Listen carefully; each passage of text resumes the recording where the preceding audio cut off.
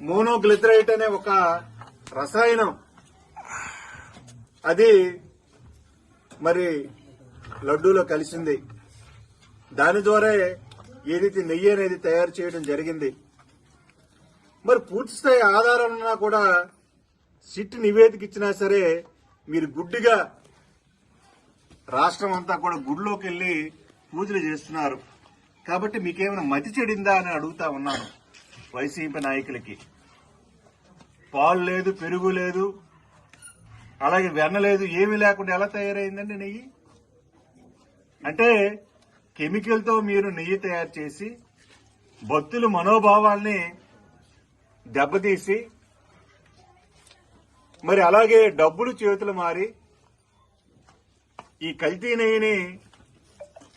నెయ్యి ద్వారా లడ్డూలు తయారు చేసి భక్తులందరూ కూడా ఇచ్చి భక్తుల మనోభావాలు మీరందరూ కూడా దెబ్బతీశారని ఈ సందర్భంగా తెలియజేస్తున్నాను.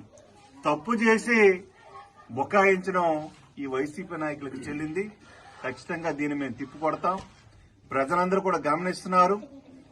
ఆల్రెడీ ప్రజలందరికీ కూడా తెలుసు ఇది కల్తీ జరిగిందని సిట్ నివేదిక ఇచ్చింది. కాబట్టి మీరు ఎంత బుకాయించినా కూడా ప్రజలకి వాస్తవాలు ఏమిటో తెలుసని పత్రికాముఖంగా తెలియజేస్తున్నాను.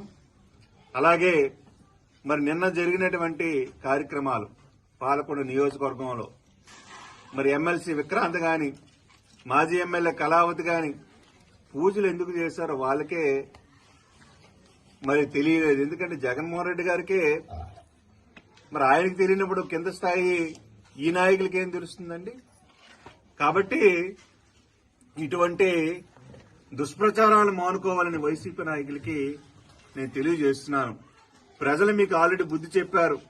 వచ్చే ఎన్నికల్లో కూడా మీకు కూడా మరలా బుద్ధి చెప్తారని తెలియజేస్తూ సెలవు తీసుకుంటున్నాను.